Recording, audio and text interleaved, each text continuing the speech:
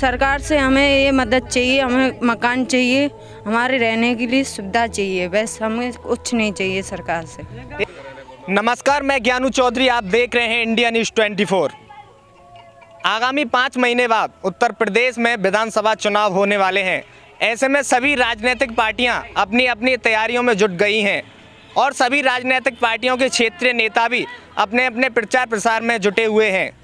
Bharatiya Janata party, जिसकी उत्तर प्रदेश में सरकार है, लगभग 4.5 साल का कार्यकाल हो चुका है और अपने प्रबुद्ध सम्मेलन चला रहे हैं, जिसमें कि सभी क्षेत्र नेता जनता में जाकर अपनी अपनी उपलब्धियों को गिना रहे हैं। सरकार का दावा है कि हमने गरीबों के लिए काफ़ी योजनाएं चला रखी हैं, जिनका लाभ ज़मीनी हकीकत में क्या है, जनता तक पहुंच रहा है कि नहीं पहुंच रहा है। उन्होंने जो योजनाएं चला रखी हैं, आखिरकार उन योजनाओं का लाभ कौन ले रहा है, ये ज़मीनी हकीकत आज हम इस वीडियो के माध्यम से आपको दिखाने वाले हैं। आप मेरे पीछे तस्वीरों के माध्यम से देख रहे होंगे, ये एक परिवार है, 5 परिवार निवास करते हैं यहाँ पर।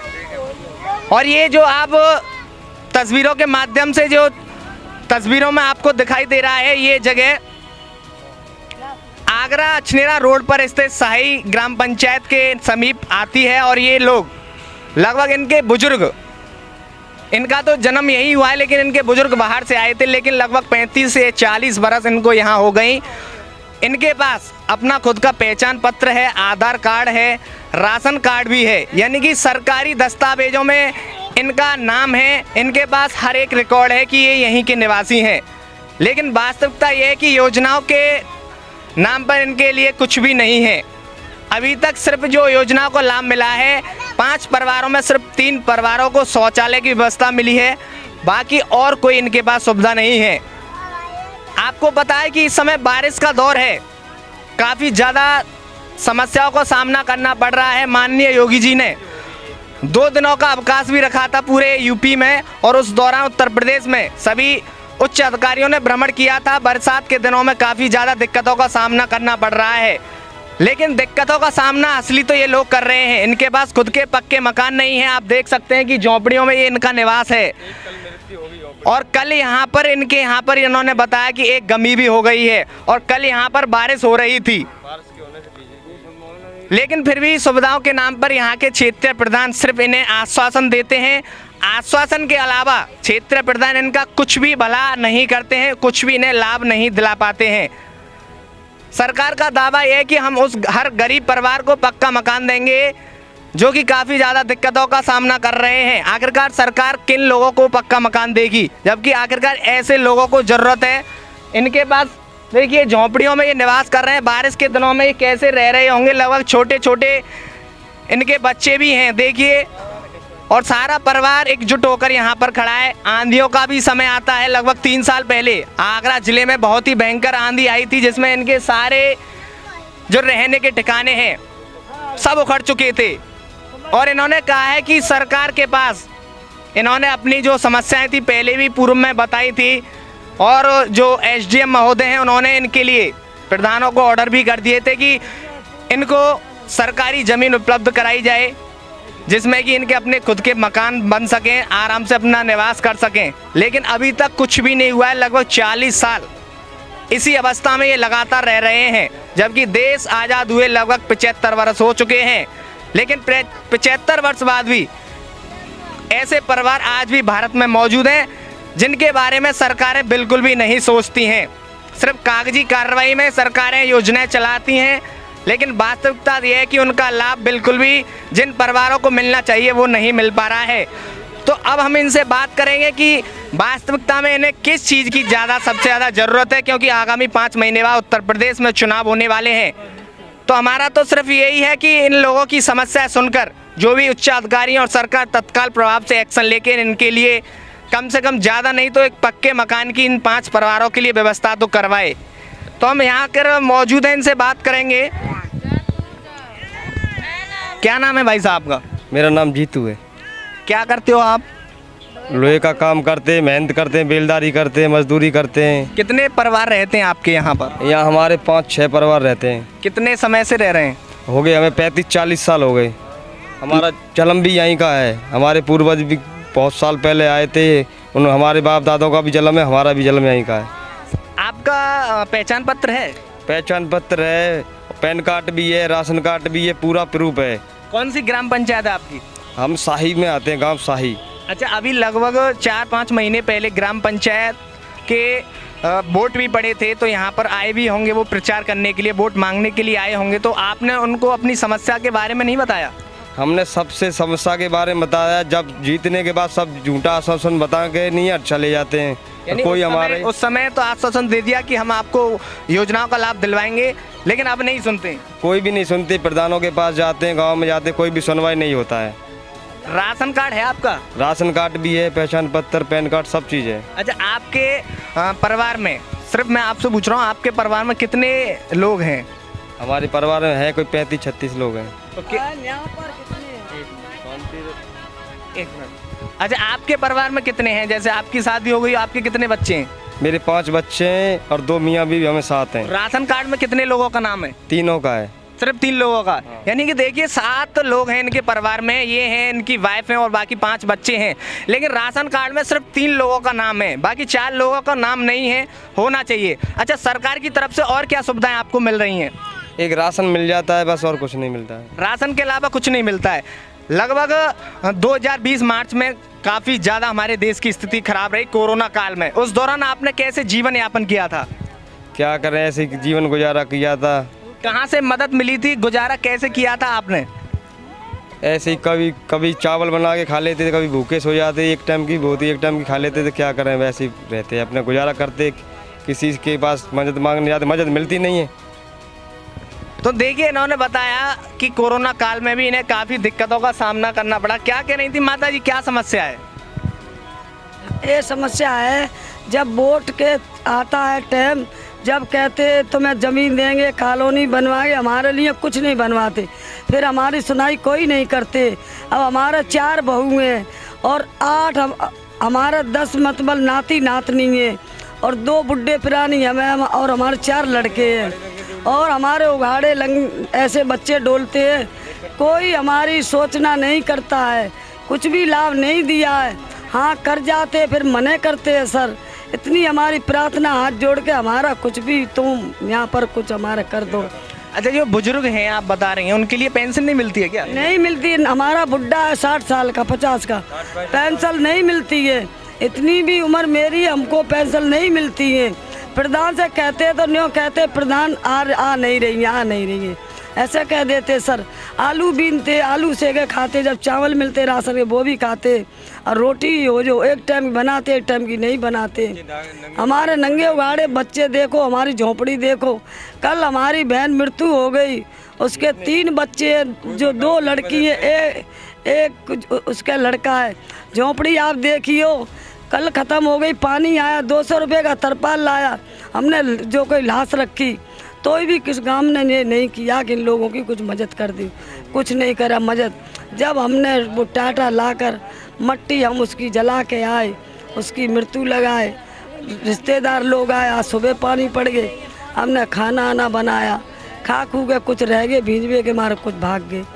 बहुत परेशान हैं हम, बहुत परेशान। हमारी मदद करिए सब, जो प्रभु हमारे लिए आप तुम ही हो। सरकार की तरफ से कोई आपको मदद नहीं मिल रही है? नहीं मिली कोई। 3 लेटरिंग आई है बस हमारे, जो कोई 5 भाइयों के बीच में, और एक केमिस्टर साहब ने नल दिया। जब उनने कही जो नल लगवाना इन लोगों को, हमारी हद में नहीं लगवाया, और ऊपर किसी के द्वार पर वे भी अच्छे बेचारे, नल बिगड़ जाता जब समर का पानी पिलाते हमको, वे भी अच्छे हैं और हमारी सुनाई नहीं करते हैं।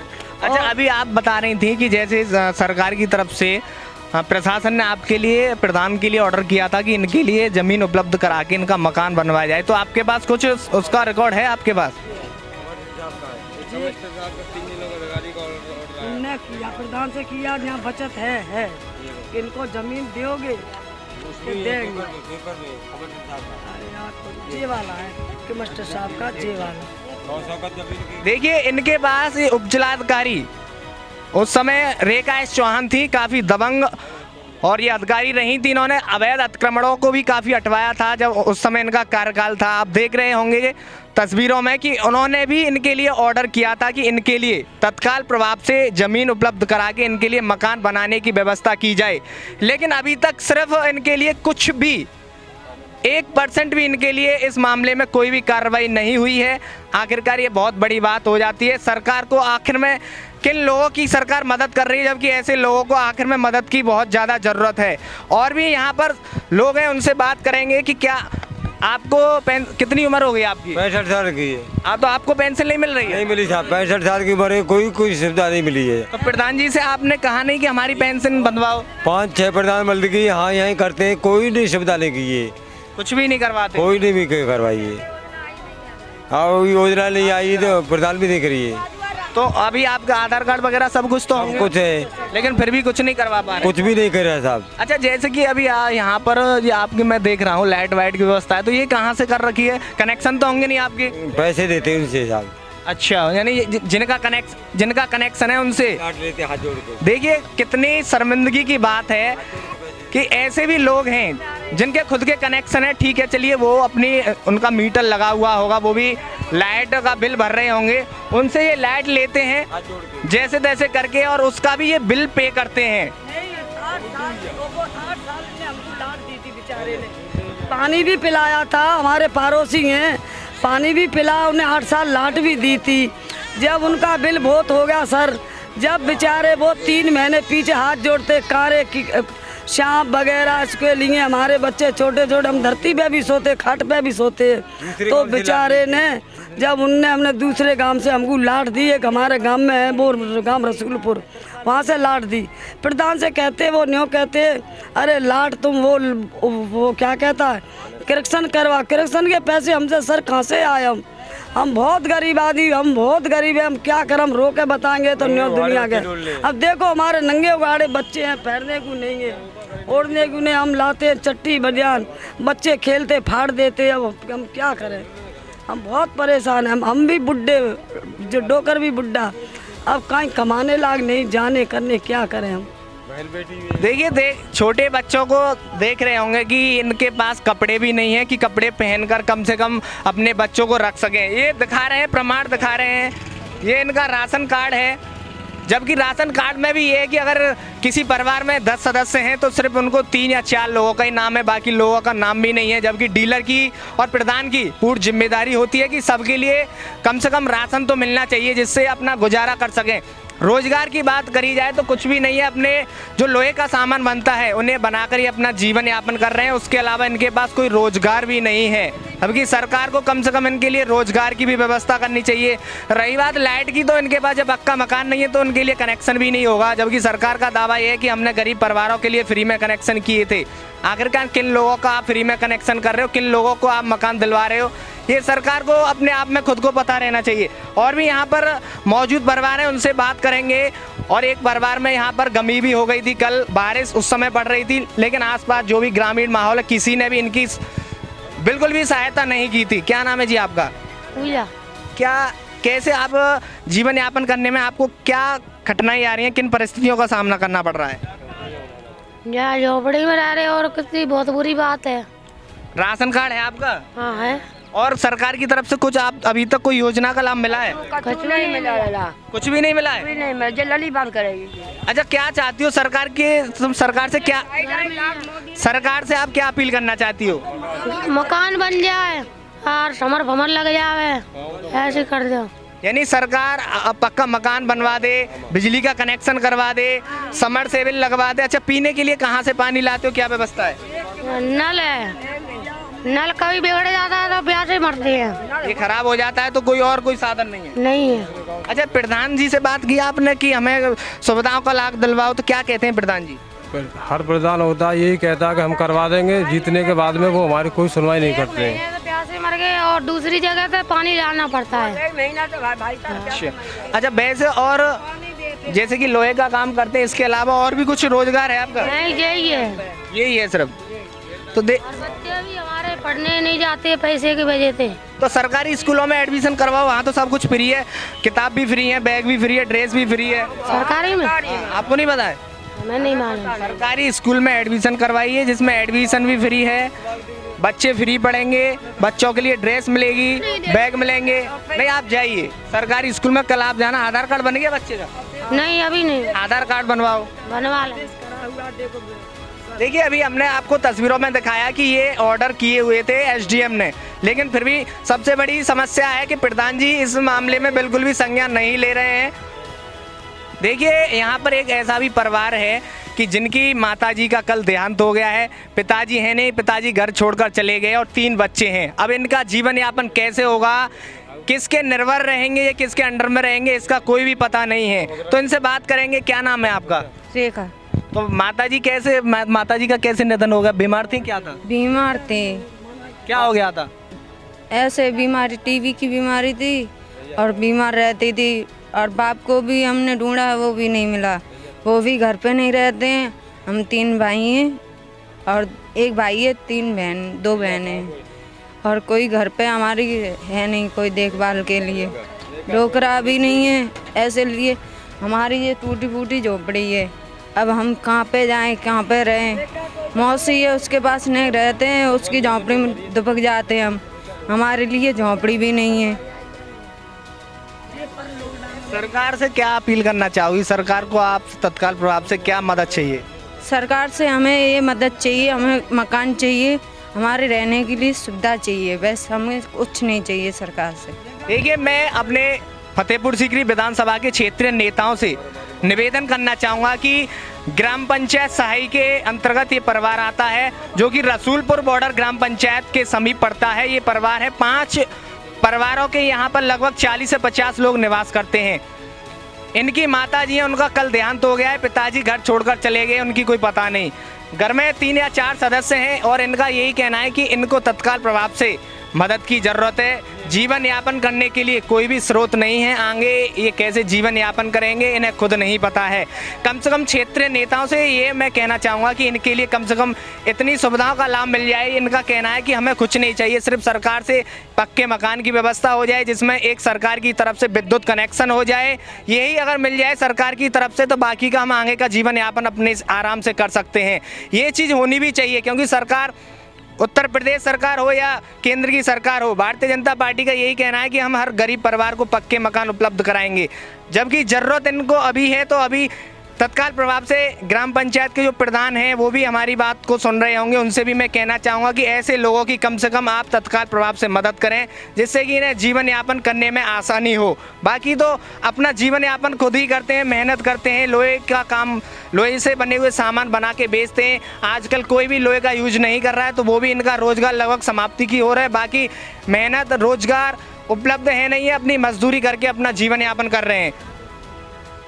वो ये खेतों में काम करके, बेलदारी करके जो भी मजदूरी होती है उसी से अपना भरण पोषण कर रहे हैं, लेकिन सरकार की तरफ से कोई भी मदद नहीं है। तो मैं फिर से कहना चाहूँगा कि जो भी जितने भी दर्शक इस वीडियो को देख रहे हैं ज़्यादा से ज़्यादा शेयर करें और जो भी क्षेत्रीय नेता हैं विधानसभा फतेहपुर सीकरी के, वो ऐसे लोगों की कम से कम मदद करें क्योंकि आप प्रचार के दौरान काफ़ी पैसे बर्बाद कर देते हैं, लेकिन उन पैसों का आप ऐसे परिवारों पर खर्च करें, इनको सुविधाओं का लाभ दिलवाएं तो ज़िंदगी भर उनका एहसान नहीं भूलेंगे।